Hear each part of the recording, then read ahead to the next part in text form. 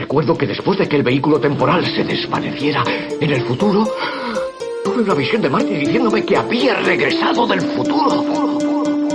No, esto no es Regreso al Futuro.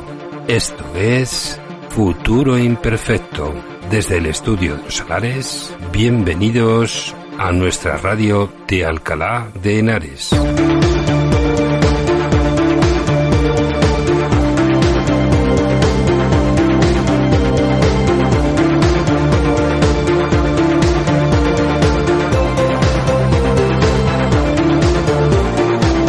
Y a los mandos de la nave que viaja al futuro, Javi Pater.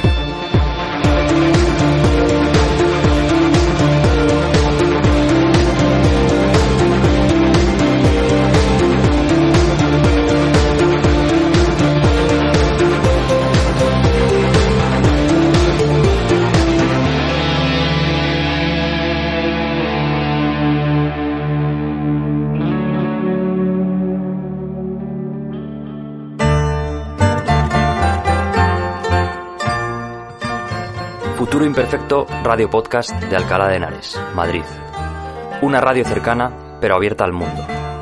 Os ofrecemos contenidos de cultura, reportajes, música y, en definitiva, una radio para informaros de todo aquello que sucede en nuestra ciudad, con miradas puestas al pasado o al presente, de personajes ilustres o acontecimientos históricos destacados o incluso menos conocidos.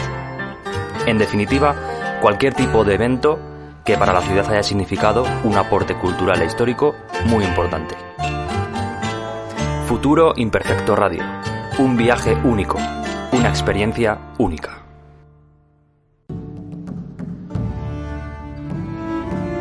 La Institución de Estudios Complutenses inaugura este otoño un nuevo ciclo de conferencias bajo el título Alcalá Festejante. Un recorrido por la memoria de las celebraciones públicas que dieron forma a la vida cultural, religiosa y social de la ciudad entre los siglos XVI y XVIII, durante el denominado Antiguo Régimen. En aquellos siglos, la fiesta no era un mero entretenimiento. Era representación de poder, manifestación de fe, espejo de jerarquías y también expresión de una cultura popular profundamente arraigada. El concejo de la ciudad organizaba festejos en honor de la monarquía y de otras personalidades ilustres, en los que se mezclaban corridas de toros, luminarias, fuegos artificiales, carreras ecuestres, suizas y mascaradas, llenando la plaza del mercado de un espectáculo efímero y total. Tras el Concilio de Trento, la celebración del Corpus Christi adquirió un protagonismo singular. Gigantones, danzas, tarascas, autos sacramentales y decoraciones vegetales transformaban la ciudad en un escenario barroco. Más tarde, las canonizaciones, beatificaciones y procesiones heredaron estos recursos festivos. Sin embargo, el reformismo ilustrado de Carlos III puso freno a estas manifestaciones, prohibiendo el teatro religioso y muchos elementos de la cultura popular.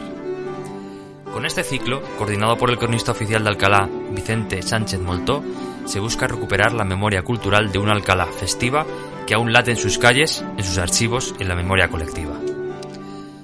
Las sesiones se celebrarán en la Facultad de Filosofía y Letras, Colegio de Málaga, entre el 7 de octubre y el 11 de noviembre, con la participación de destacados especialistas en historia, arte y patrimonio. A continuación, os presento a Luis de Narváez, Canción del Emperador.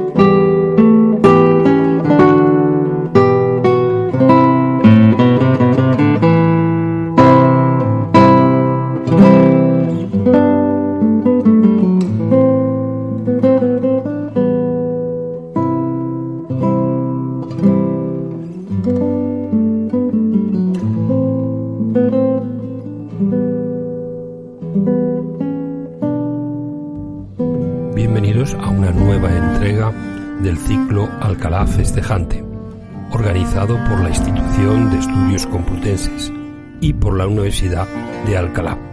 Hoy comenzamos nuestro viaje en uno de los espacios más emblemáticos de la ciudad, el Palacio Arzobispal, un edificio que a lo largo de los siglos no fue solo residencia de los arzobispos de Toledo, sino también escenario de recepciones regias, banquetes solemnes, procesiones, espectáculos y celebraciones públicas que marcaron la vida festiva de Alcalá de Henares.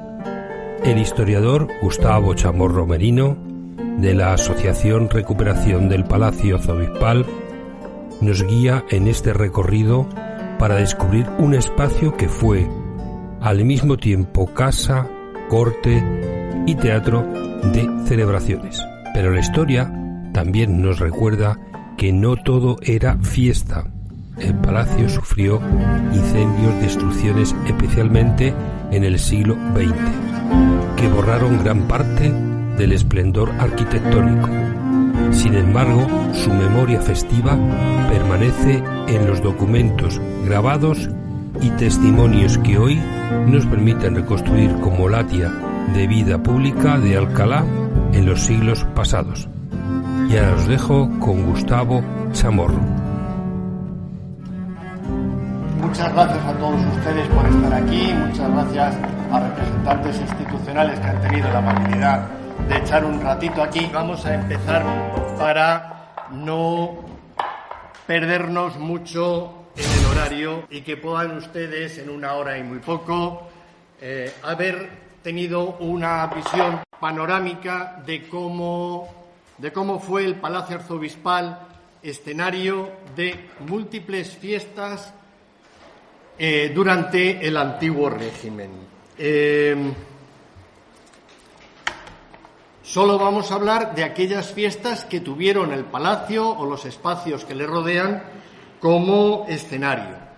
La totalidad de estas fiestas son fiestas dedicadas a personas de la realeza, bien de la realeza castellana, de la realeza pontificia o luego de la realeza francesa y la realeza española. Como les digo, hubo otras bastantes, numerosas fiestas dedicadas a la realeza, pero que no tuvieron como escenario el palacio y que, por tanto, no van a ser objeto de análisis hoy. Esas fiestas se resumen en 18 ocasiones que están esquematizadas en esa tabla, que cubren un periodo temporal que empieza en 1473 y acaba en 1744. Y esas presencias de personas de la realeza fueron festejadas con música, con banquetes, con carreras, con comitivas, con fuegos artificiales, con iluminaciones, con juegos cortesanos, con justas y torneos, con representaciones y con toros. Si ven ustedes las columnas de la tipología festiva de cada una de ellas, ven que ganan por goleada los fuegos artificiales y las iluminaciones, seguidos luego de los toros y las justas. Música y banquetes tuvo que haber en todas las reuniones, pero específicamente se mencionan solo en 2 reuniones del siglo XVIII con las que acabaremos la charla. Durante la Edad Media, hasta 1473, que es la primera referencia, el palacio es visitado por todos los reyes de Castilla desde Fernando III, con la excepción de Pedro I el Cruel, y por el rey Jaime I de Aragón. Durante las estancias de esos reyes hubo, desde luego, fiestas, pero no han quedado rastros documentales que nos permitan siquiera acercarnos a ellas. Pero esta podría ser una imagen ideal de una celebración con algún rey de Castilla en el patio principal del Palacio Arzobispal, que, como ven ustedes, no se parece nada a lo que conocen a través de las fotografías del patio de columnas o de Fonseca, porque este está reedificado precisamente en época de Fonseca. El anterior sería un patio mudéjar con 2 alturas, pero me he permitido inventármela. Inventármelo gracias a ChatGPT y mucho rato tecleándole, porque ChatGPT, la inteligencia artificial, por lo menos para hacer dibujos, tiene más de artificial que de inteligencia. Y rápidamente te coloca al rey subido en el tejado, aunque tú no se lo hayas visto.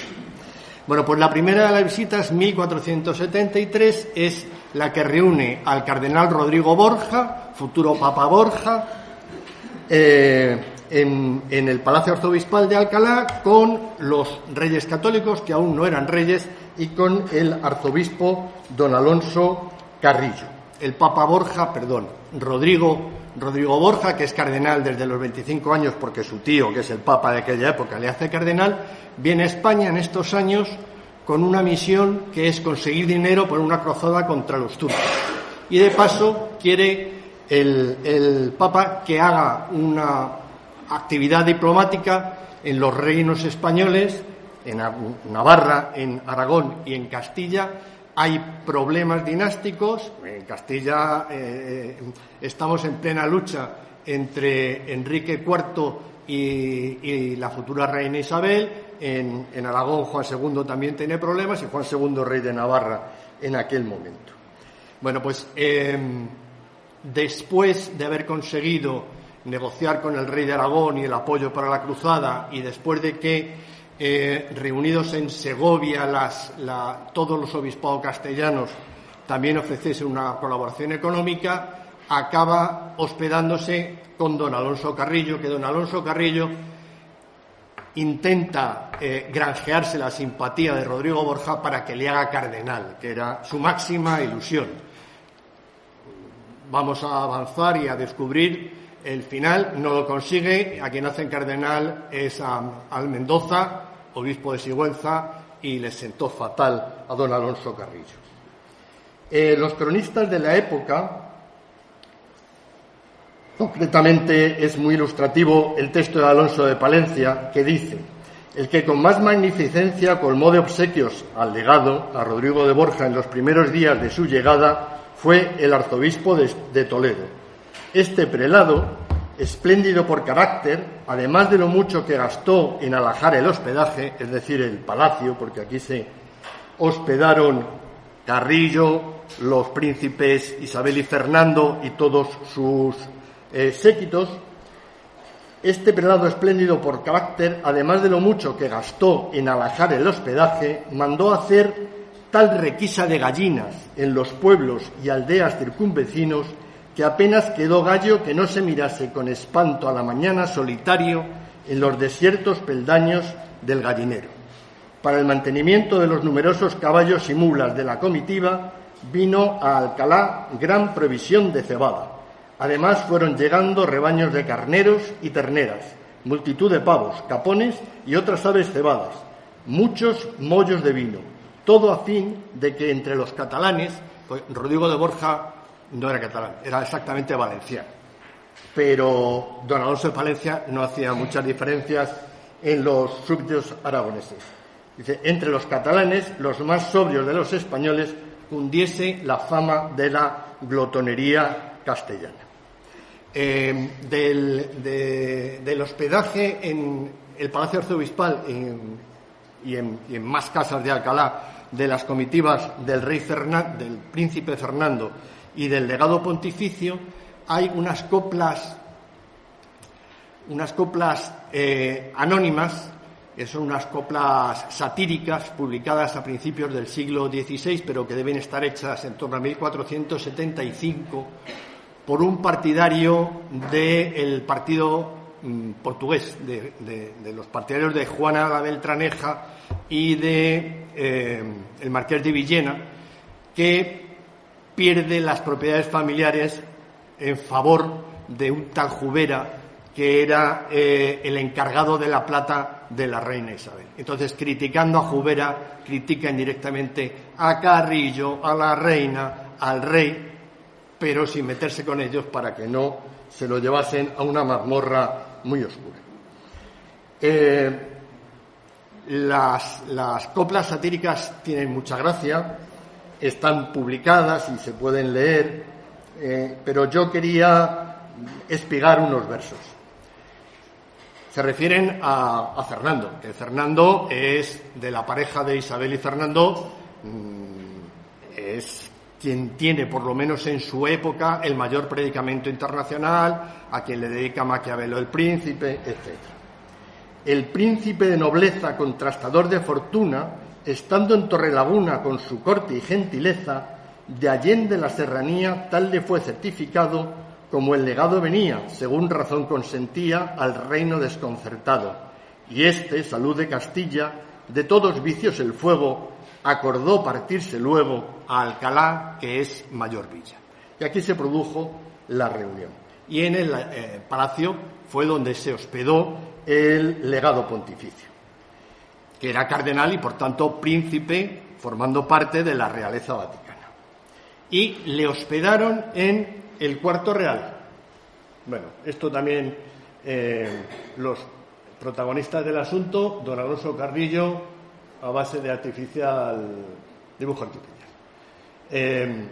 Sabemos que permaneció varias semanas el legado en casa del arzobispo.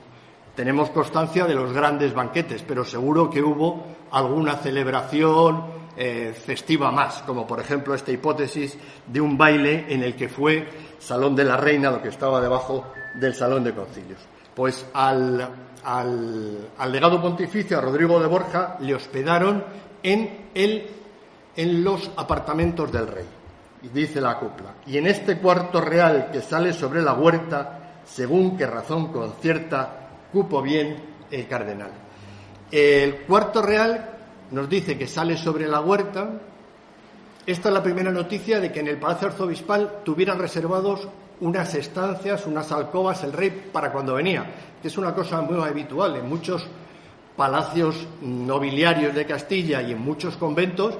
Había unos apartamentos que solo ocupaba el rey cuando en la itinerancia de la corte se ubicaba en esa ciudad o en esa villa. Pues sabemos que en 1473 el palacio ya tiene un cuarto real y que ese cuarto real da a la huerta, porque lo dice aquí. Y en ese cuarto real que sale sobre la huerta, cupo bien el cardenal. Bueno, en el siglo XVIII sabemos que el cuarto real está en la primera planta de esa crujía que hoy es la fachada principal. Y si efectivamente el cuarto real del siglo XV estaba en el mismo sitio, eso quiere decir que de esta fachada las dos primeras plantas son medievales, que lo que hace Alonso de Covarrubias en la reforma de Tavera es únicamente elevar la galería superior y reformar sus puertas y sus ventanas, y que en el documento que hay sobre los trabajos de Alonso de Covarrubias en un cobro dice que cobra por 2 años de trabajo en las puertas, ventanas y el jardín del Palacio de Alcalá. Es decir, que las coplas satíricas nos dan una idea de cómo era el palacio, una pequeña pincelada de cómo era el palacio en el siglo XV. Las coplas, ya les digo que son bastante largas, describen algunas partes del palacio que no sabemos hoy dónde están y a qué corresponden: la cámara de plata, la sala pintada, la saleta nueva, y sí que nos dan también el primer testimonio documentado de que el palacio arzobispal tiene agua, porque las coplas dicen: mas seguro que me parece el agua limpia sin lodos, la fortaleza abastece y en la villa no fallece y riega los huertos todos. Vaya, pues permaneció hasta el mes de mayo en Alcalá y volvió don Rodrigo de Borja a Valencia y por tanto se va de nuestro ámbito de estudio. Los siguientes que nos aparecen son del año 1502, que son los príncipes Felipe de Habsburgo y Juana de Castilla. Felipe el Hermoso y la futura Juana, mal llamada la Loca, que están aquí pintados por Jacob van Laeten, que es un fotógrafo de corte de la época de Felipe el Hermoso, que vamos a sacar más veces. Bueno, pues en el año 1500 se muere el príncipe Miguel de la Paz, que era la última esperanza que tenían los reyes católicos de que este señor, don Felipe el Hermoso, no acabase siendo rey de Castilla. Entonces, las circunstancias son que se muere el príncipe Juan, que era heredero natural, se muere la princesa Isabel y se muere el hijo de la princesa Isabel, que era Miguel de la Paz. Y la heredera, por tanto, es Juana y con Juana Felipe de Habsburgo. Felipe de Habsburgo, el rey Fernando el Católico le tenía fichado como un pájaro de mucho peligro, como luego volveremos a ver. Pero Felipe era un tío muy inteligente y Felipe, en cuanto vio la oportunidad, le dijo a Juana: haz el petate que nos vamos para España para que nos reconozcan como herederos. Y efectivamente se plantan a finales del año 1501 y consiguen que las Cortes de Aragón les juren herederos en Zaragoza y las de Castilla en Toledo. Y en septiembre de 1502 recalan 2 semanas en Alcalá. Felipe viene con fotógrafo y con cronista incluido. El cronista es Antonio de Lalainz, un noble flamenco, que va haciendo un recorrido muy minucioso de los viajes de los 2 príncipes. Y del palacio dice que contiene, porque se alojan en el palacio, que contiene 2 grandes cuerpos de casas y más allá hay 2 jardines grandes y bastante bellos, que producen árboles y frutas de varias clases. Y de la actividad que tienen aquí los príncipes nos dice que el domingo 18 los servidores del arzobispo ofrecieron a Monseñor, a Felipe, aves y frutas, y el mismo día el concejo organizó una corrida de toros en la plaza delante del palacio, limitada por carros. Bueno, pues eso es una corrida a principios del siglo XVI. Las corridas del siglo XVI, de principios del siglo XVI, son muy distintas de las corridas de hoy. Realmente eran corridas caballerescas en las que no había papel para los toreros a pie y no lo había desde el Código de las 7 partidas de Alfonso X el Sabio, que proscribió la participación en las corridas por dinero, porque había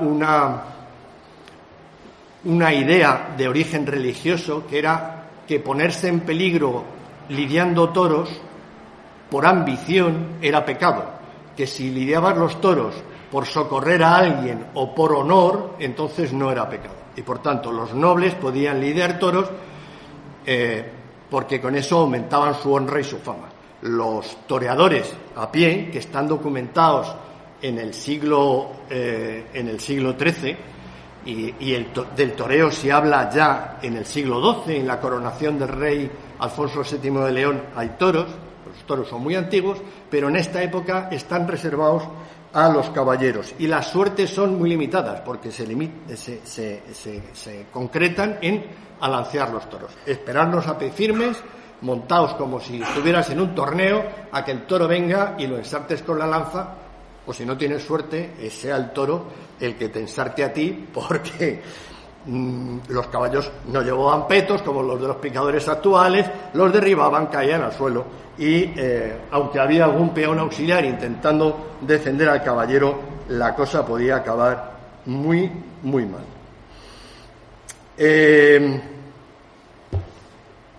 La primera muestra pictórica de una corrida de toros la tienen en las cantigas de Alfonso X el Sabio, la cantiga concretamente la 144, que describe una fiesta de toro nupcial que los expertos dicen que posiblemente sea el origen de los toros, de la lidia de los toros. Es sacrificar un toro frente a la novia para que la sangre del toro dé vida al nuevo matrimonio. Entonces, en el traslado a la casa de la novia se producía un encierro, el toro era hostigado, le intentaban hacer suertes y posiblemente este sea el origen de los toros. En Alcalá, los toros están documentados en 1434, ya hay corridas, por presencia del rey, por presencia del arzobispo y el domingo de Quincuagésima. Tenemos del cronista del rey, de Felipe el Hermoso, tenemos una fotografía de una corrida de toros, de un encierro para ser exacto, en Benavente, en el que aparece la lidia del toro, que era una lidia muy salvaje, en la que la gente se dedicaba a perseguir el toro y a pegarle lanzazos todo lo que podía. Hemos dicho que se lidiaba en la Plaza de Palacio. En la Plaza de Palacio siempre se lidiaron corridas reales, excepto en 1731, que hay una corrida que no es por la presencia de ningún rey ni de ningún visitante, sino que es organizada por los constructores que estaban edificando la ermita de Santa Lucía, que se habían quedado sin cuartos y le pidieron al ayuntamiento que les dejase lidiar una corrida de toros, de 6 toros de muerte y 4 toros capeados en la Plaza de Palacio, y el ayuntamiento les dejó. Bueno, pues el siguiente festejo es el nacimiento en 1503 del infante Don Fernando. El infante Don Fernando, este es otro reportaje fotográfico de Jacob van Laeten. Este es el infante Fernando, el segundo hijo varón de Juana y de Felipe. Los anales complutenses, siguiendo a Prudencio de Sandoval, dicen: viernes 10 de mayo, año de 1503, estando la princesa doña Juana en Alcalá, parió al infante don Fernando. Y el domingo adelante, que es el domingo del día 19, lo bautizaron con gran regocijo de la reina doña Isabel. Después del nacimiento, luego que acabaron de comer, porque se festejó con banquetes y se festejó con el juego de cañas en el corral grande del palacio que está hacia la huerta, y jugaron cañas el duque de Nájera y el marqués de Villena. Este es el banquete que se dieron, que lo hemos situado en el Salón de Concilio, pues muy bien. Y esto es un juego de cañas, esto es un dibujo de la Chancillería de Valladolid del año 1490, no era muy ducho el escribano que lo pintó, pero refleja perfectamente cómo es el juego de cañas, que aquí lo hace mejor el retratista de Felipe el Hermoso. Un juego de cañas en Valladolid hacia 1503. Es un simulacro de guerra en el que, repartidos por cuadrillas, los jugadores simulan lanzarse venablos, lanzas, pero utilizando cañas para no herirse. Y hay un equipo que lanza y que persigue, y el otro que huye, se gira y con los escudos, que son mahometanos, las adargas clásicas musulmanas, intentan parar los venablos que les han lanzado. Hablaremos un poco del juego de cañas brevemente. El juego de cañas es de origen oriental, parece que llega a la corte castellana y a la corte aragonesa desde Al-Ándalus, y tiene un antecedente remoto en un juego oriental que se llama Yerit, que es parecido, y hay un emir nazarí, un rey de Granada, que en el siglo XV regala al Alfonso V de Aragón unos arreos de caballo que eran, y lo dice Mohamed VIII, se lo dice Alfonso V, esto es para que juguéis al juego de cañas al que tanto os habéis aficionado los cristianos. Y es característico que para jugar a cañas hay que tener mucha agilidad a la hora de llevar al caballo y hay que poder gobernarlo con las rodillas. Entonces se monta la jineta con los estribos cortos, como aparece claramente en los dibujos de Jacob van Laeten. El juego de cañas es muy popular durante los siglos XIV, XV, XVI y XVII, con un auge en el reinado de Felipe IV, que es que le gustaba a él mucho jugar al juego de cañas, y luego ya a partir de ahí decae la afición. Al infante Fernando le iban a bautizar a los 8 días de nacer, que era la tradición de la Casa Real Castellana, semejando al plazo que hay entre que nace un niño judío y le hacen la circuncisión. Pues a los 8 días le iban a bautizar, cayó agua, lo que no está en los escritos, y lo suspendieron. Suspendieron, dice, fue fuerza dejarlo para el día siguiente, aunque quedaron bien mojados los paños franceses. El día siguiente, que era el domingo 19, en una misa que dice el arzobispo, el obispo de Burgos, en la capilla del palacio, que no sabíamos que en aquella época, suponíamos que había capilla, pero esto nos confirma en la capilla del palacio, dijo que los niños, aunque fueran de la realeza, había que bautizarlos cuanto antes, porque si se morían se condenaban ellos y sus padres. Y entonces la reina dijo: bautizo esta tarde, y le bautizaron. Después de bautizarle, había preparadas toros y cañas, pero como siguió lloviendo, pues no hubo toros y cañas hasta, según los anales, 2 días después, en el que hubo toros en el mercado y jugaron cañas los caballeros cortesanos de una parte y los caballeros de esta villa de la otra, en que hubo mucho que ver en tantas galas. Los caballeros de la villa que jugaban a las cañas contra los cortesanos eran la nobleza local, que había títulos medianos y baja nobleza en Alcalá. Concretamente, de esa baja nobleza y de los hidalgos formaban parte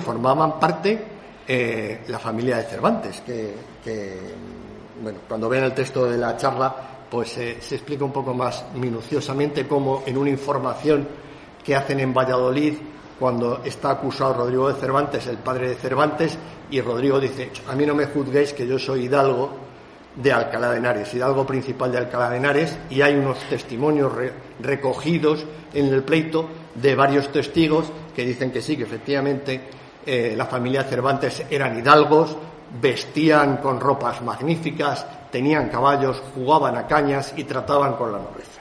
Pues esa pequeña nobleza de Alcalá jugó cañas en 1503 en el palacio y posiblemente pudiera ser una cosa parecida, ¿vale? En 1515 encontramos a Germana de Foix.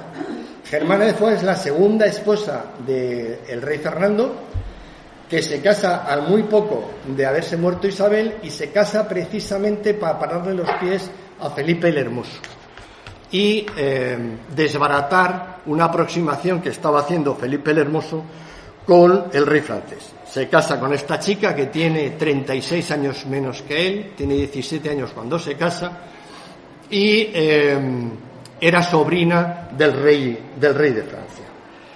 Germana no fue bien recibida por la nobleza castellana, que pensaba que el rey le estaba haciendo un feo a Isabel la Católica, y no la aceptaron nunca. Cisneros, en cambio, sí que tuvo una buena relación con Germana. Entonces nos cuentan que, viniendo la reina Germana de las Cortes de Aragón, a las que había asistido en nombre del rey, pasó por Alcalá, donde el cardenal la recibió y trató con magnificencia real. Esta princesa amaba tanto los placeres que, aunque se miraba cerca de perder a su marido, estamos hablando del mes de noviembre de 1515 y Fernando se muere a principios de 1516, pues se miraba cerca de perder a su marido, se regocijaba con lo presente, y en el palacio de Alcalá todo fue juegos y festines. No dice qué juegos y festines, pero la gallinita ciega en el salón de concilios, pues es posible que la jugaran.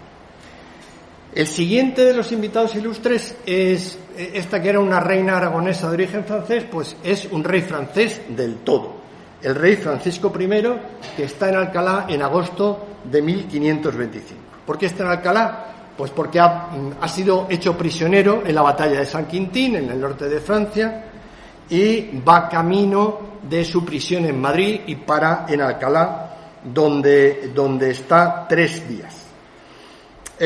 La batalla de San Quintín es el resultado de las tensiones seculares entre la corona aragonesa, que ahora es Castilla y Aragón, es España, con la corona francesa. Además, el rey francés, en 1521, había invadido Navarra. Carlos V lo rechazó echando virutas y, en correspondencia, invadió el milanesado que estaba en poder de los franceses desde hacía poco tiempo. Las tornas se volvieron en 1525, este muchacho invadió el milanesado, al principio parece que ganó, las tropas imperiales se fueron de Milán y se quedaron en varias poblaciones menores, entre ellas Pavía, y en Pavía, que fue asediada bastante tiempo por las tropas francesas, al final llegó un refuerzo imperial y los arcabuceros españoles con las tácticas que luego harían poderosísimos a los tercios, consiguieron vencer a la caballería pesada y Francisco I acabó siendo prisionero y conducido en barco a Barcelona, Zaragoza, Alcalá y Madrid. Entonces, en Alcalá nos dice el Suárez de Alarcón, que es un cronista que se interesa mucho en los avatares de Francisco I, porque quien lo custodia es el capitán Alarcón, un pariente del escritor. Dice que partió de Guadalajara el rey para la villa de Alcalá, célebre universidad de España, obra digna de la grandeza de ánimo de su santo fundador.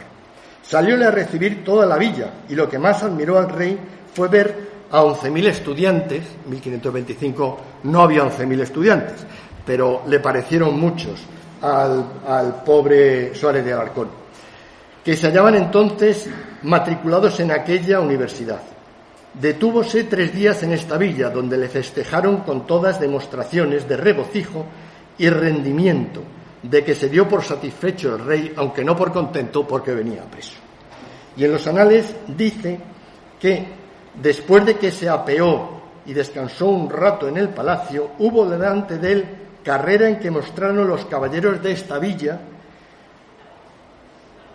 en lo costoso y rico de sus galas y lo generoso y noble de sus ilustres ánimos, formando con diferentes colores una primavera loable. El Palacio Arzobispal no estaba cerrado en su frente entonces por la reja que se ve hoy, sino por un muro de muralla, que podría ser una cosa parecida a esta, y en lo que hoy es, en aquella esquinita, la Torre de la Fuente, está el rey Francisco I viendo a los caballeros complutenses competir con sus caballos a ver quién gana la competición ecuestre. Felipe II en 1548 no es Felipe II, es el príncipe Felipe.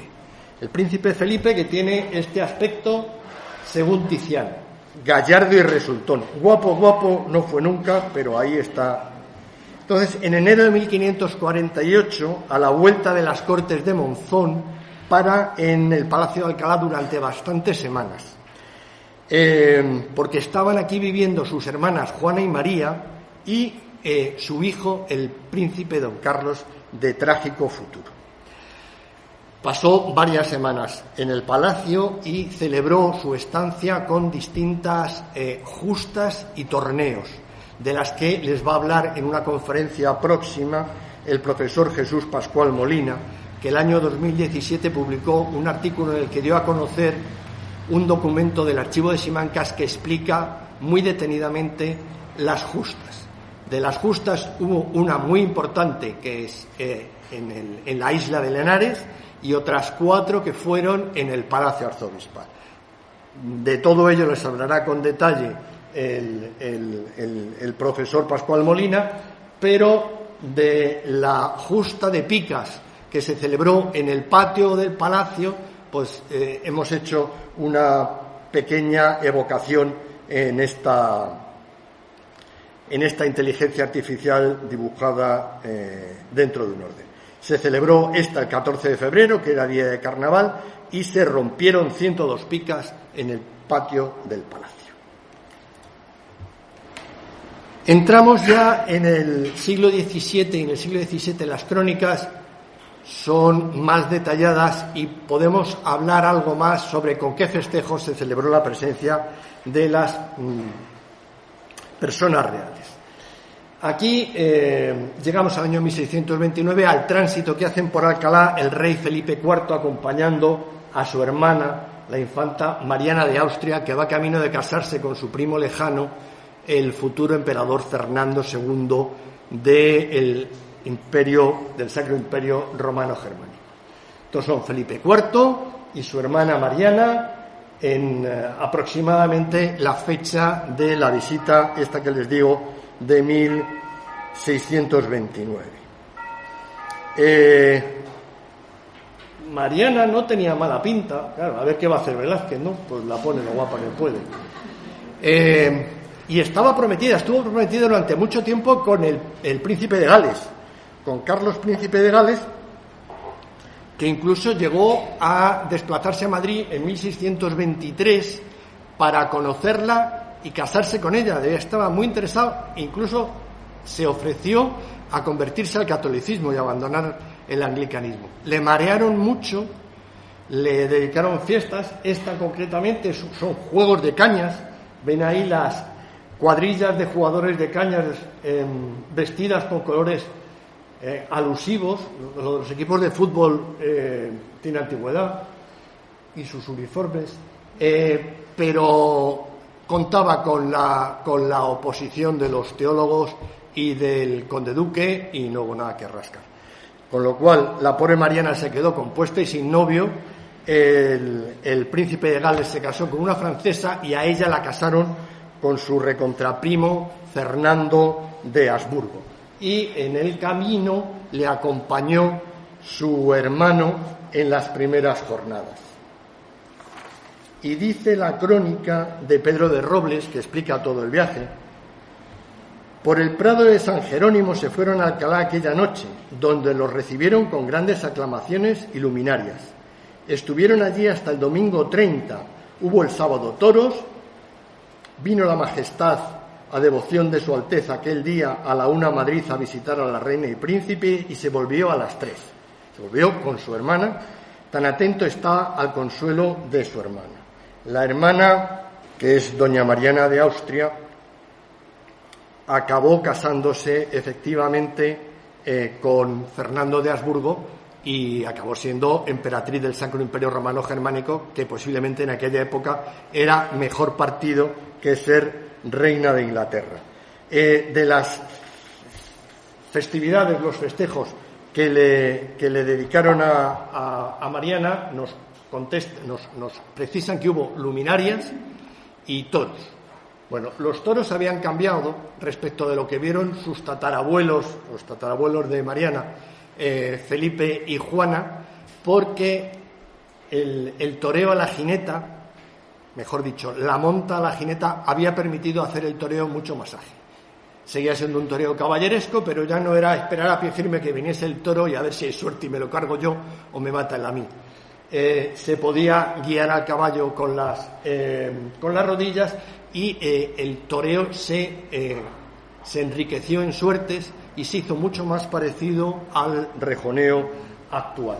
Y aquí tenemos pues otra ilustración de inteligencia artificial en la que se ve la galería del vicario del palacio, que está, algunos de ustedes la habrán visto en fotografías antiguas, porque arde y desaparece en parte en 1939 y luego es demolida en las obras de construcción del seminario, pero en aquel momento estaba en pie y en la plaza del palacio fue el escenario de aquel festival taurino.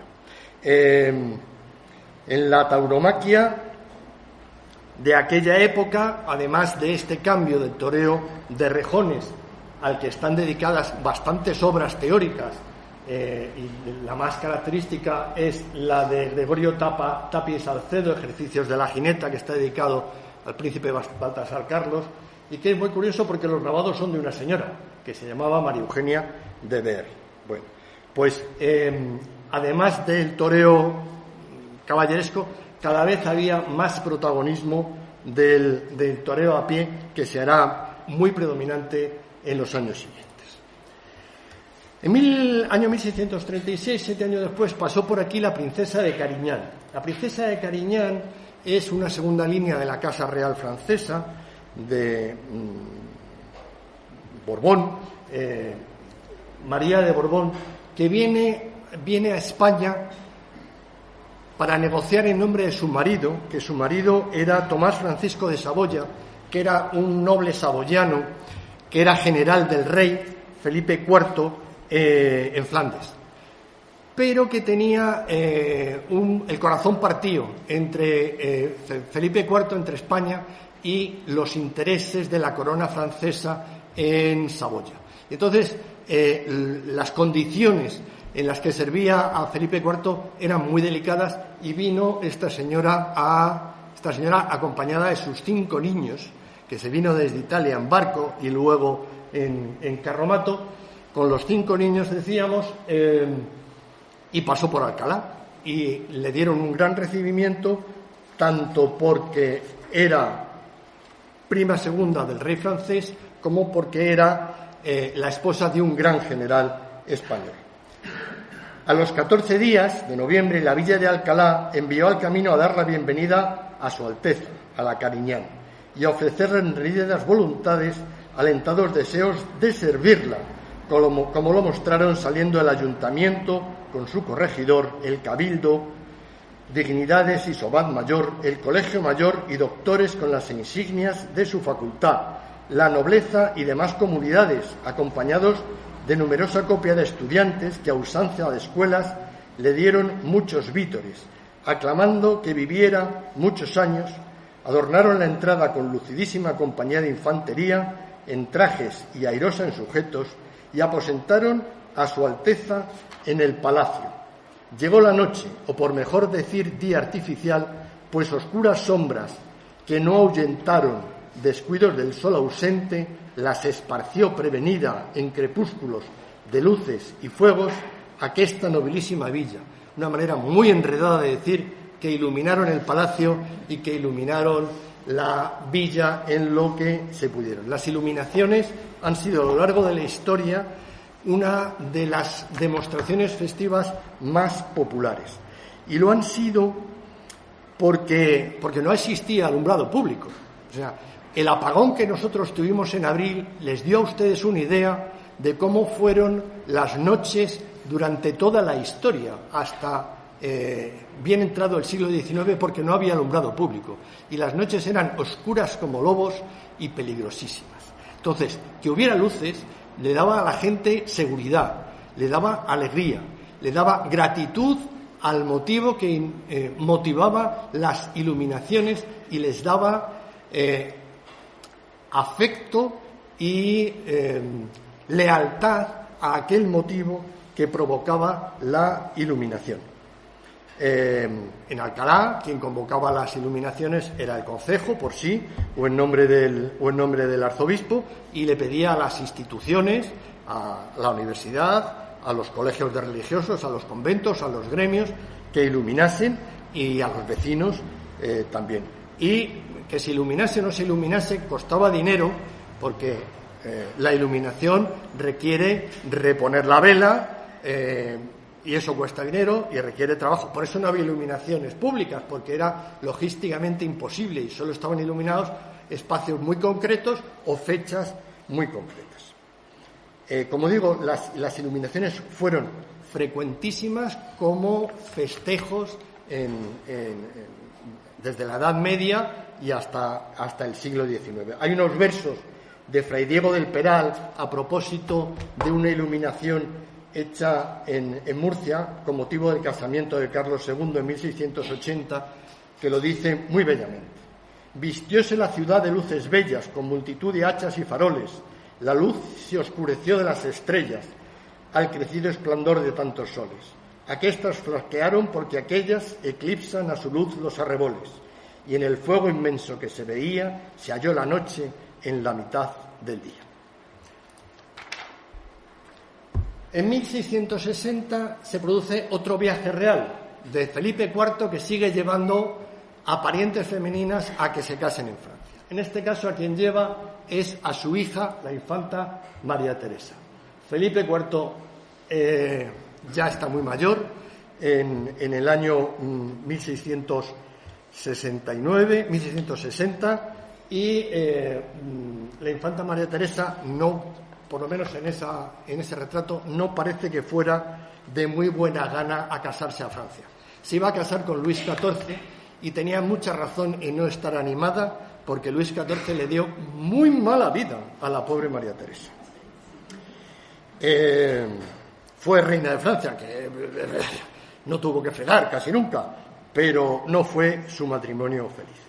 Era la hija mayor de Felipe IV y se comprometió a raíz de la paz de los Pirineos de 1659, que renovaba un pacto entre Francia y España que se remontaba a 1615 con 2 matrimonios reales cruzados entre Francia y España, pero que se habían frustrado por culpa de los franceses, todo siempre por culpa de los franceses, en 1635.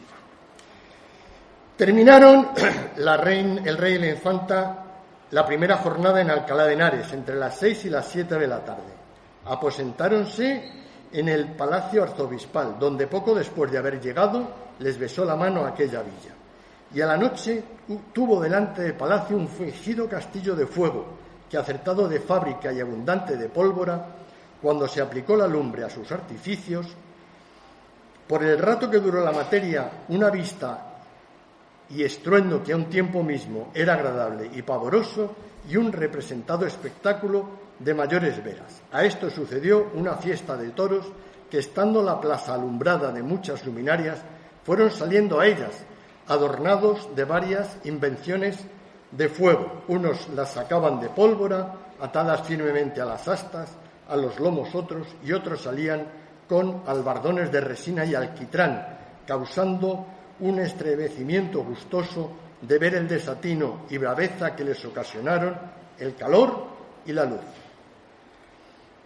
Uno y otro lo vieron sus majestades en un balcón o mirador cerrado de vidrieras que se hizo para este efecto, rompiéndose un lienzo de la pared del mismo palacio. Bueno, aquí hubo fuegos artificiales. Los fuegos artificiales se popularizan en España en el siglo XVII. Realmente los fuegos artificiales pues deben ser de origen chino, por lo menos así lo sitúan la mayoría de los autores, y son posibles cuando se meta la pólvora, que es un material combustible que, a diferencia de todos los demás, de los aceites, de las ceras, de los sebos, de la madera, arde de una manera tumultuosa, liberando mucha energía. Y esa mucha energía se puede utilizar para lanzar un proyectil de artillería o se puede utilizar para crear bellos juegos de pirotecnia. En 1412, en una regulación de la vida urbana de Valencia, ya hay una mención a los cohetes y al peligro que pueden tener los cohetes lanzados por la calle, y establece una serie de precauciones. Es decir, que en el siglo XV ya hay cohetes en España, pero el concepto de pirotecnia se establece en Italia a finales del XV y se va difundiendo por Europa, siendo durante muchísimo tiempo los pirotécnicos italianos los maestros en el arte. En España parece que el primer castillo de fuegos artificiales de intención artística es en Lerma, en 1518, y donde se llega a la sofisticación mayor de los fuegos artificiales es en el siglo XVII en Francia. El barroco es un arte, un estilo artístico idóneo, o para el que resultan idóneos los fuegos artificiales, porque son la quinta esencia del barroco, la luz y el movimiento. Y decía que en Francia se consigue tan pronto como en 1616 los fuegos artificiales múltiples, que el cohete luego lanza serpentinas y estrellas, y se emplea como recurso dramático el reflejo de los fuegos en el agua. Este es un castillo de fuegos artificiales, el primero este no es en España, pero es el primer testimonio gráfico de algo que tiene que ver con España. Esto está lanzado en Piacenza, en Italia, pero por el nacimiento del príncipe Felipe Próspero. Y es un armazón construido con una arquitectura efímera en el que se insertan efectos pirotécnicos, que son llamaradas y cohetes, sin colores, porque el dominio de los colores en la pirotecnia solo se establece en el siglo XIX, pero por lo menos los primeros que lo vieron debieron resultar espectaculares, aunque solo tuviesen el color amarillo-anaranjado de la pólvora. Y se llaman castillos porque muchas veces tenían la forma de castillo. Este es el castillo de fuegos artificiales, lo ven ustedes ahí al fondo, que monta la Embajada de España en Roma por el nacimiento de Carlos II. Vamos avanzando. Son las 8, en 20 minutitos está.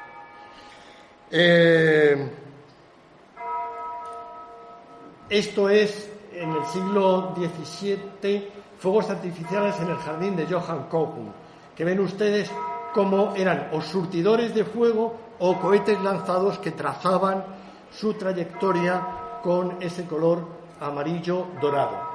Y esta es una sofisticación muy importante, pero que al final es lo mismo, no hay un dominio del color. Esto es la Catedral de Amberes, encendida en homenaje a la entrada del cardenal infante don Fernando de Austria, que también fue señor nuestro porque fue arzobispo de Toledo.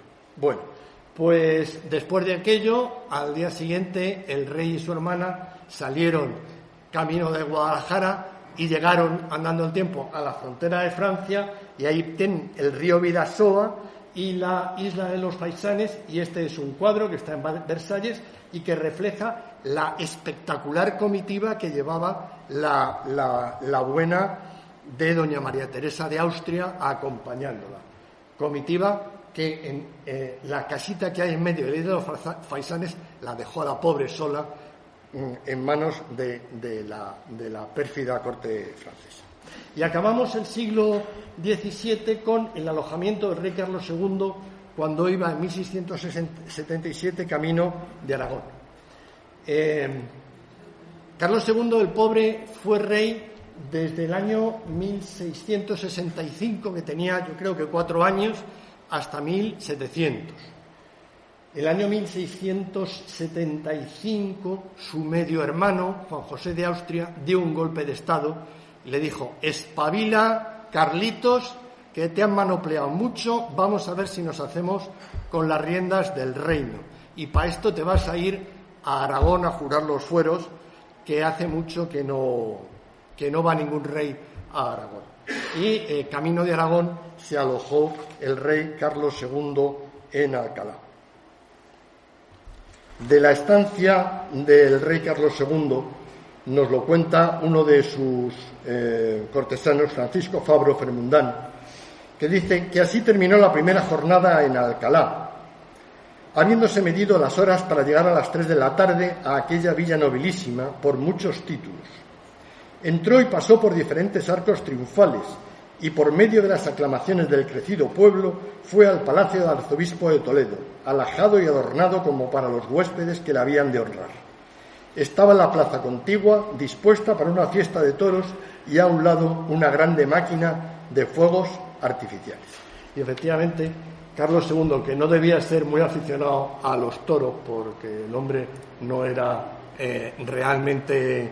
Bueno, era de naturaleza enfermiza, pero las últimas investigaciones dicen que no fue un mal rey de España, que perdió parte de los dominios de la monarquía, pero que muchos los había perdido antes, mucho más su señor padre.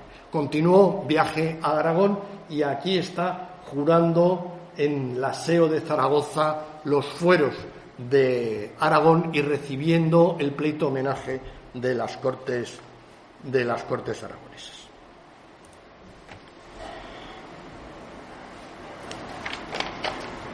La corrida que vio Carlos II fue una corrida caballeresca, porque en el archivo municipal de Alcalá se conserva documentación en la que se explica quiénes fueron los carpinteros, quiénes fueron los bordadores que bordaron los reposteros y las colgaduras, quiénes fueron los doradores que ornamentaron el escudo, y se detalla que se compraron lienzos, 5 varas de lienzo pintado para hacer las casacas de los caballeros. Fue una corrida caballeresca como esta, parecida en la Plaza Mayor de Madrid, o esta, que son corridas caballerescas. Pero realmente ya estaban las corridas caballerescas en declive.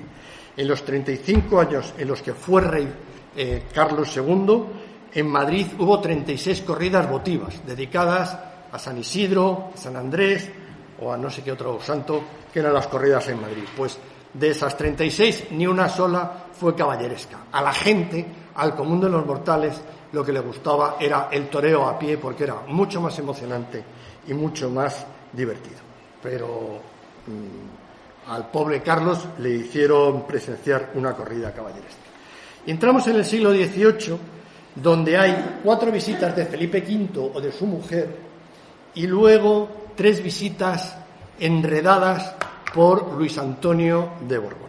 Las de Felipe V son en 1701-2, la de su mujer en 1702 y las del matrimonio conjuntamente en 1703. En 1701 está entrando hacia Madrid para hacerse cargo del trono de España. El trono de España que le había tocado en la tómbola de su tío abuelo Carlos II, y aquí esto es un cuadro del Palacio de Versalles en el que Felipe, con bastante cara de susto, recibe a España de rodillas, que le muestra la corona, que se la ofrece, y Francia, que es la otra señora, que dice: alabamos.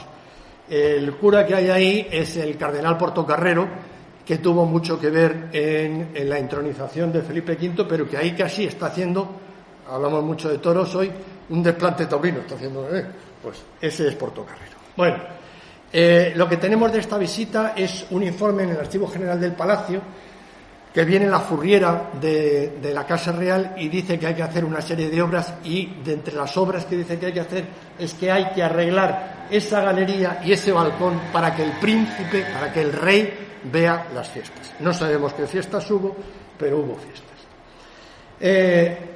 En septiembre de 1701 vuelve a pasar por Alcalá Felipe, camino de sus reinos aragoneses, donde va a jurar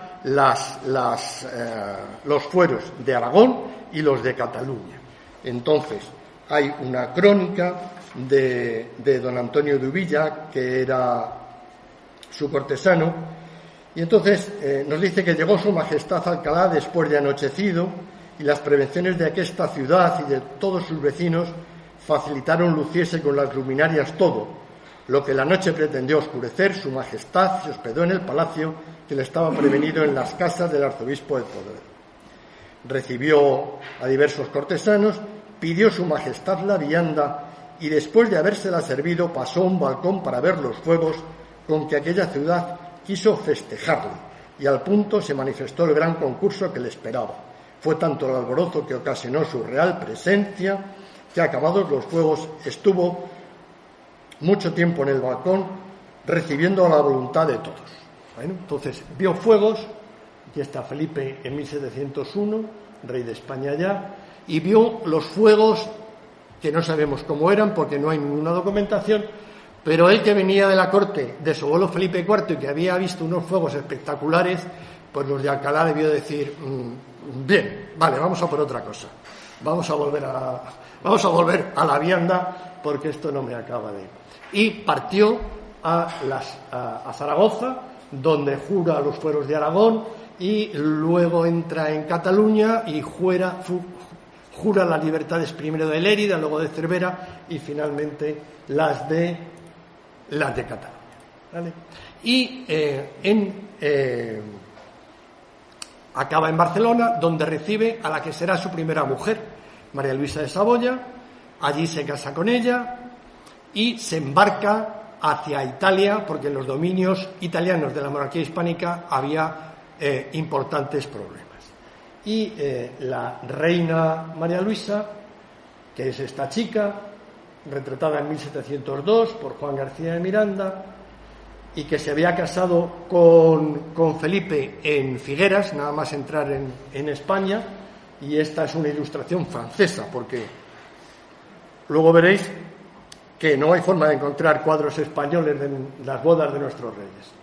Bueno, pues fue a representarle a las Cortes de Aragón, y de las Cortes de Aragón acabó en Alcalá, y en Alcalá, para variar, le dedicamos fuegos arzobispales en el Palacio Arzobispal. Entonces, mi amigo ChatGPT lo ha ambientado, después de darle muchas vueltas, en el patio de la Aleluya, el patio trasero del Palacio Arzobispal, que desaparece en el siglo XIX con el acondicionamiento para el Archivo General del Reino. Y los fuegos artificiales, esos eran los clásicos árboles de fuegos artificiales. Cuando yo era pequeño, el siglo pasado o el anterior, ya no me acabo de acordar mucho, en ferias había árboles de fuegos artificiales y luego fuegos aéreos.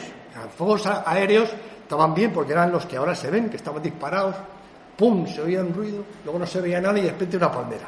Los árboles de fuegos artificiales, pues como yo era un niño, pues no los veía entre la multitud y a mí no me gustaban nada. A María Luisa no sé si le gustaron o no le gustaron. Bueno, Felipe V A finales de 1702, después de que la campaña de Italia se estabilizase y en previsión de que con el invierno cesasen las hostilidades, retorna a España, la reina le va a buscar a Guadalajara y vuelven juntos a Alcalá. Y en Alcalá, por excepción, le dedican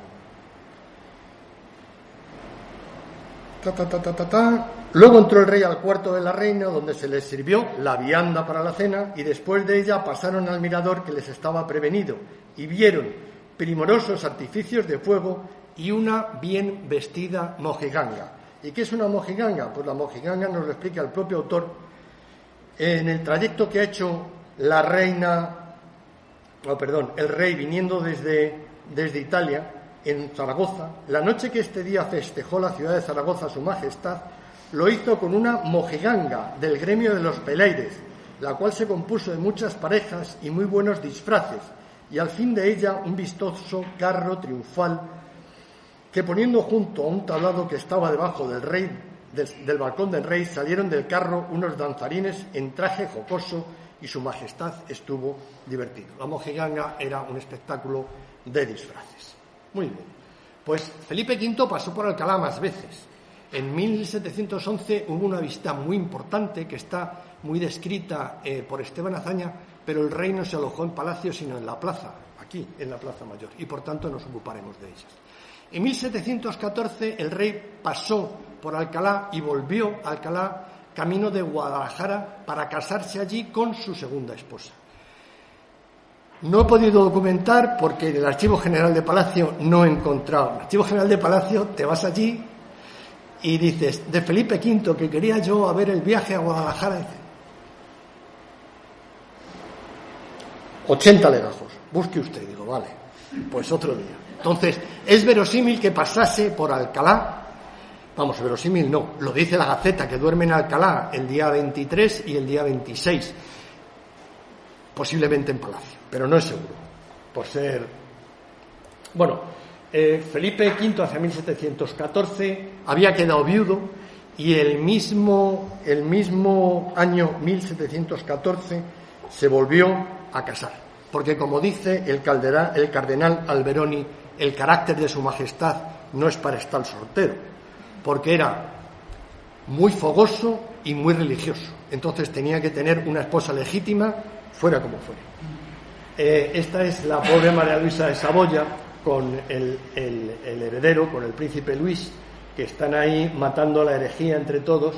Pues María Luisa se murió a principios del año 14 y en el mes de diciembre del 14 Felipe se estaba casando con la princesa parmesana Isabel de Farnesio, a la cual le presentan unos seres míticos en este espejo, en un grabado de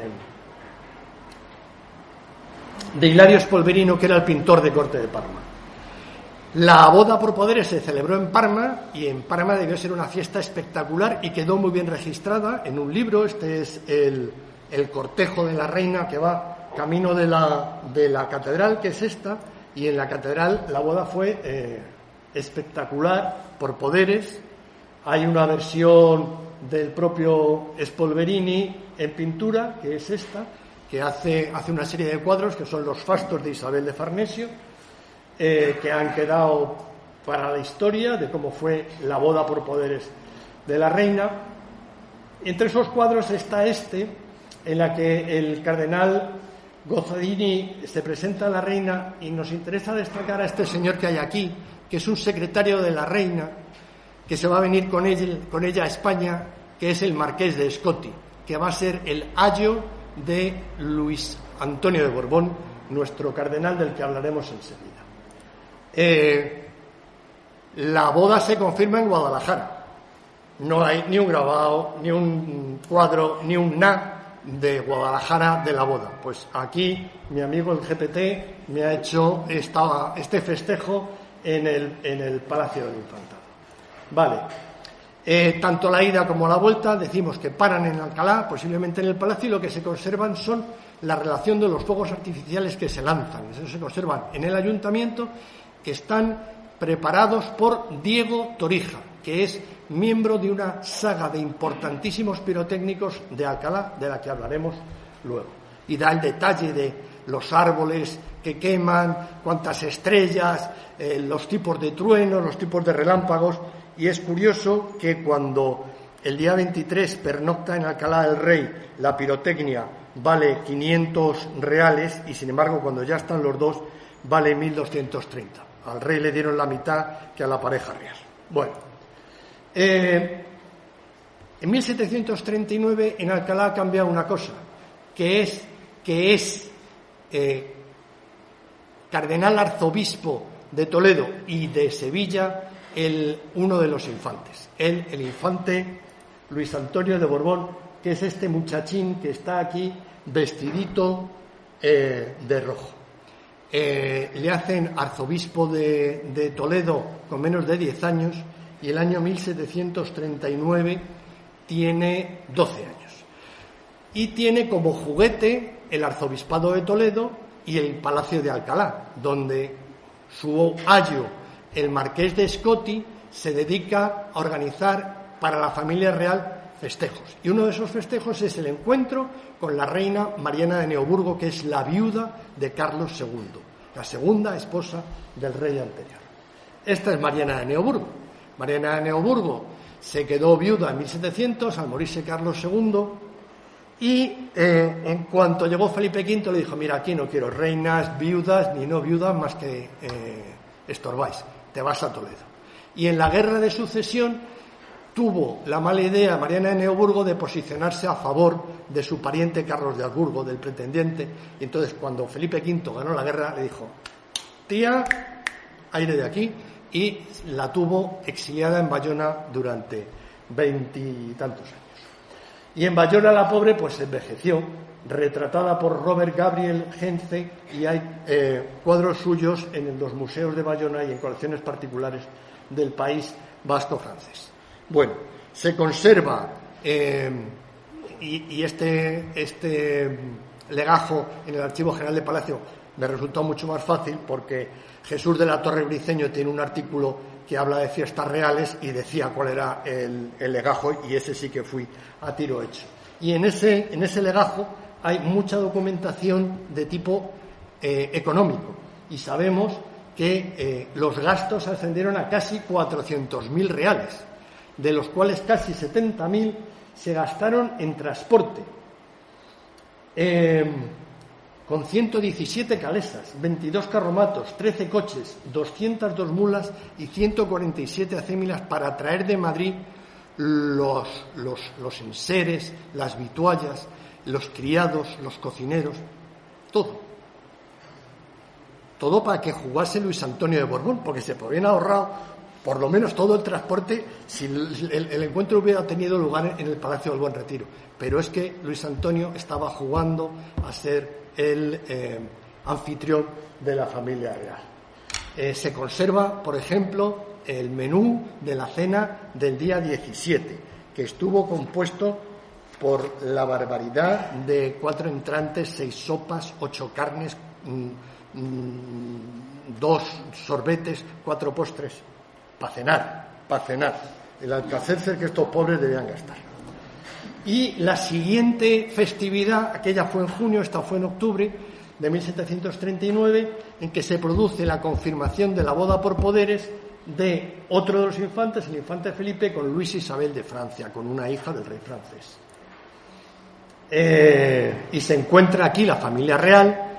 Antes hemos visto la familia real al completo en una imagen del pintor de cámara Luis Michael, bueno, como se diga, porque este es flamenco, o sea, Van Loo, que luego hizo el completo y luego lo fue haciendo por fascículos. Y aquí tenemos a los dos contrayentes, Felipe de Borbón y Luis Isabel de Francia, que tiene 14 añitos cuando se casa por poderes. Esta es la imagen de los dos en el cuadro de la familia. La boda por poderes se celebró en Versalles, por todo lo alto.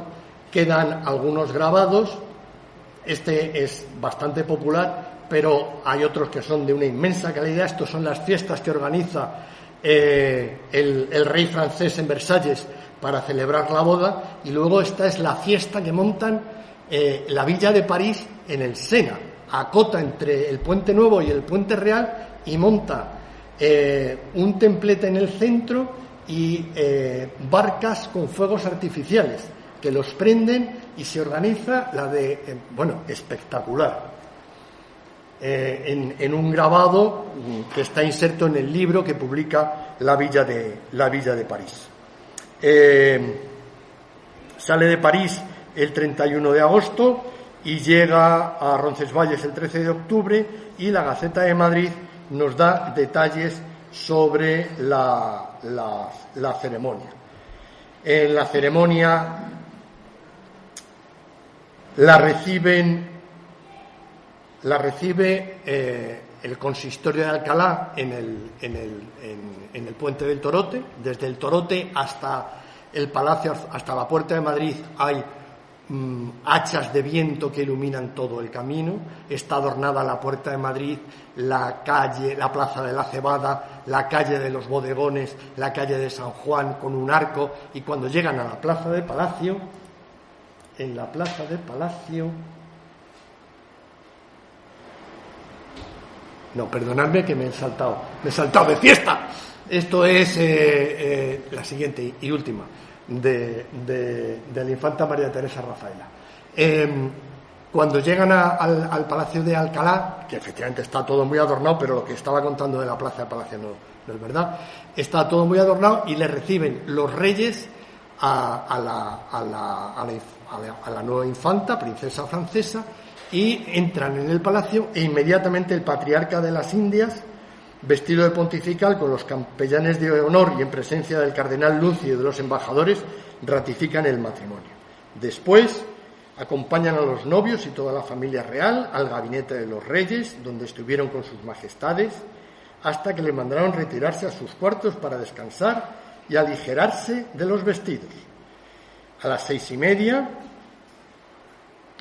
escucharon una cantata interpretada por el famoso Farinello, o sea, que es este señor que es el que sale aquí, el Castrati Farinelli, que formaba parte de la Casa Real, porque Felipe V, que tenía unos graves problemas psiquiátricos, se consolaba mucho con las canciones de Farinelli.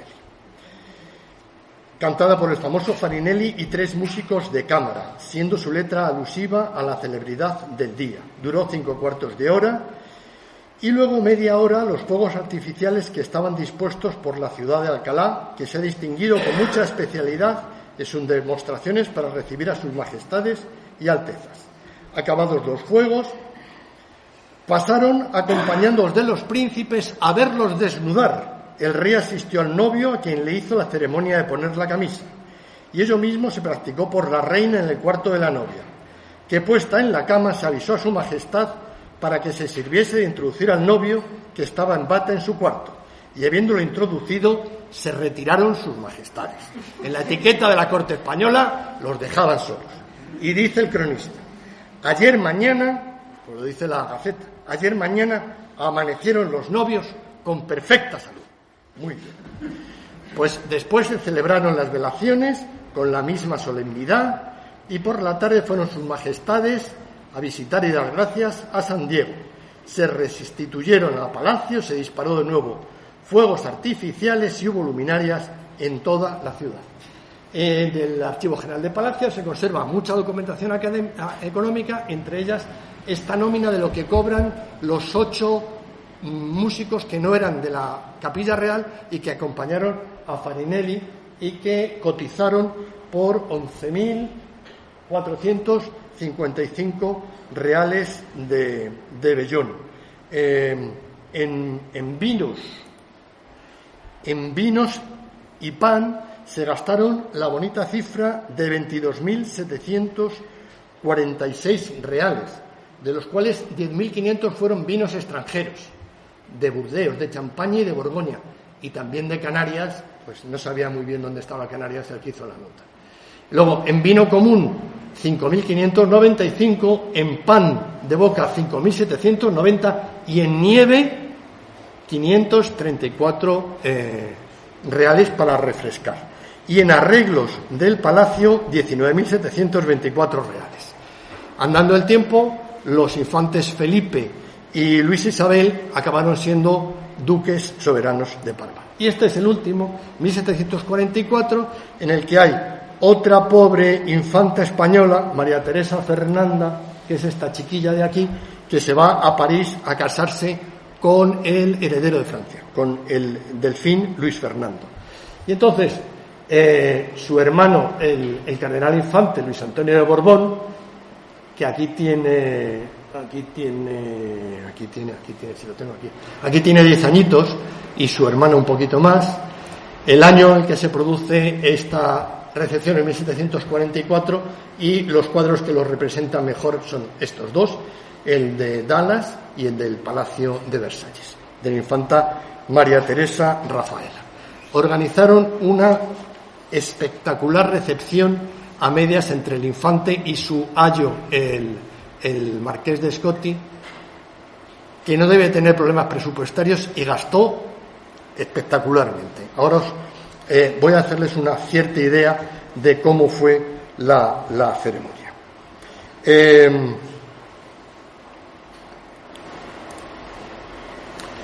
Alcalá recibió a la infanta con luces que iluminaban toda la ciudad. No solo el ámbito del Palacio Arzobispal, sino la plaza, el colegio, la magistral. Pues esto es una vista imaginaria de cómo podía estar iluminada la magistral.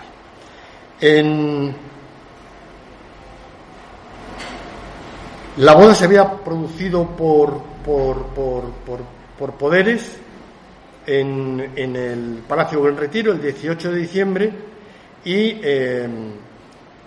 a los pocos días llegan a Alcalá primero el infante Luis Antonio para hacer la recepción y luego la infanta, que es a la que os decía, que recibe el ayuntamiento en el arroyo Torote con esas luminarias que cubren toda la carrera. Llega a las 6:30 y por un sistema de avisos alertan al infante y el infante se apresta a recibir a su hermana en la escalera principal del palacio, en el patio de Fonseca, en la escalera de Covarrubias, en la escalera que habéis visto en las fotografías. El trayecto está adornado, la Puerta de Madrid engalanada, un arco triunfal en la calle San Juan, y en la plaza del Palacio Scotti había construido toda una arquitectura efímera para generar una plaza clasicista de dobles arcos como esta, y otra plaza igual en el interior del patio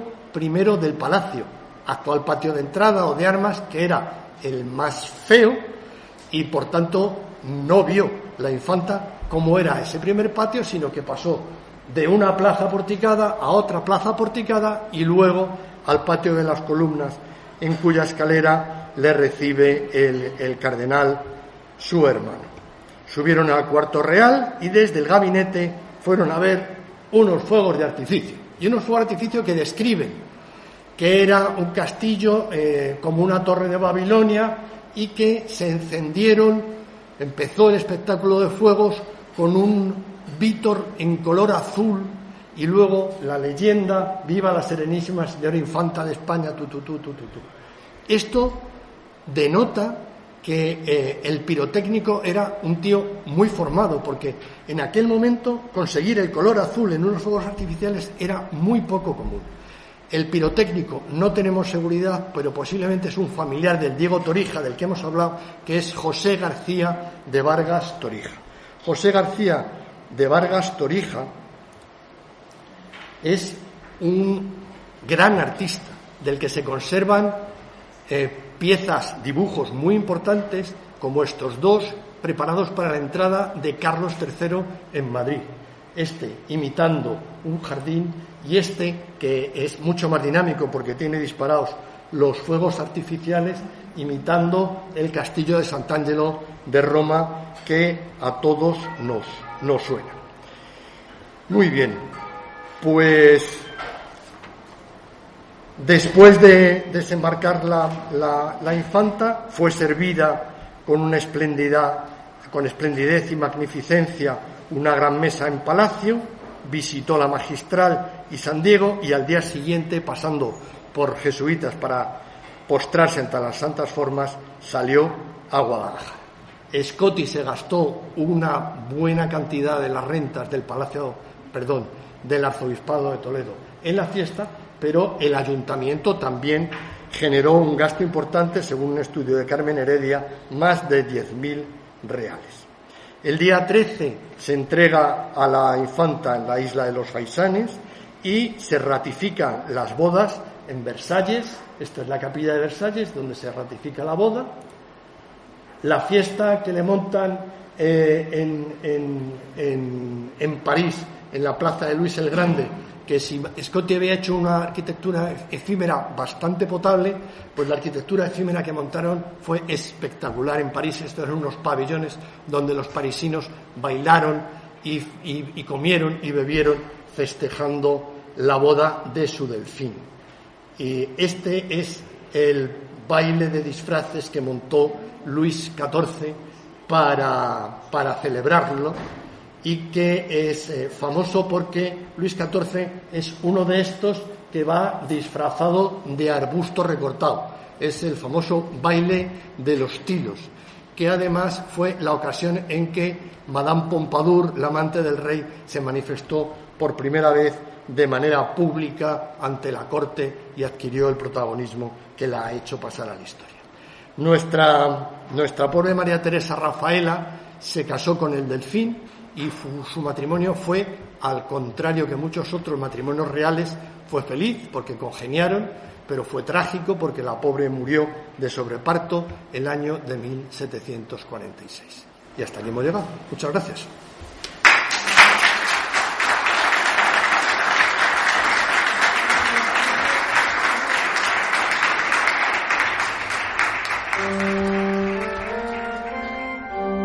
Ya os presento, de Antonio Cabezón, quinto del primer tomo.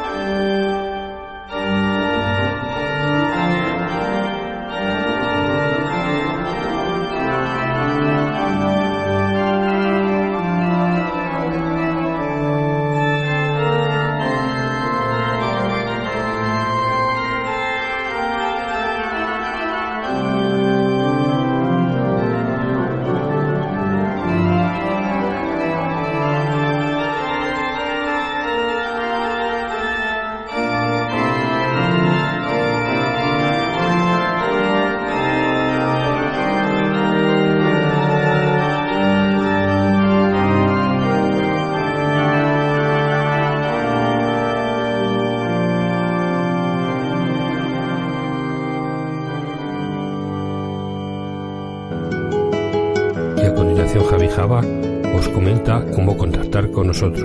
Por correo electrónico futuroimperfecto@gmail.com, por la red social X @f_imperfecto, y por las siguientes plataformas: iVoox, Amazon Music, Podimo, Google Podcast, Apple Podcast, YouTube Podcast, YouTube Music, y no dejéis de suscribiros por cualquiera de los canales ya mencionados.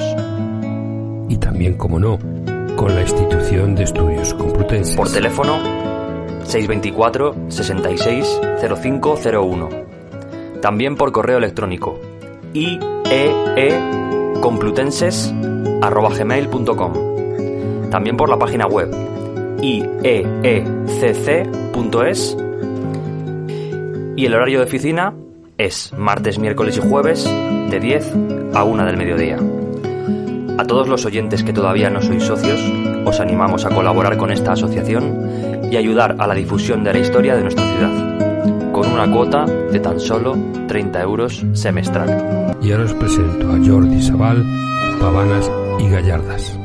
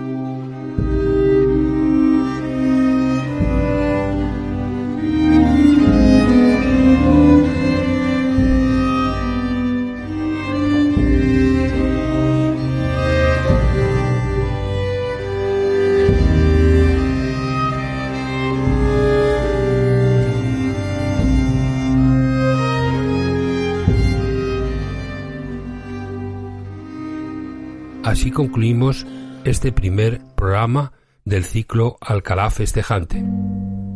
Les esperamos en la próxima conferencia dedicada al simbolismo y el ornato en la arquitectura efímera de las fiestas, con el profesor Josué Jules Peñalba. Como decía McFly, si te propones algo, no hay nada que no puedas lograr. Así que súbete a Futuro Imperfecto Radio y celebra un viaje en el tiempo, una experiencia única.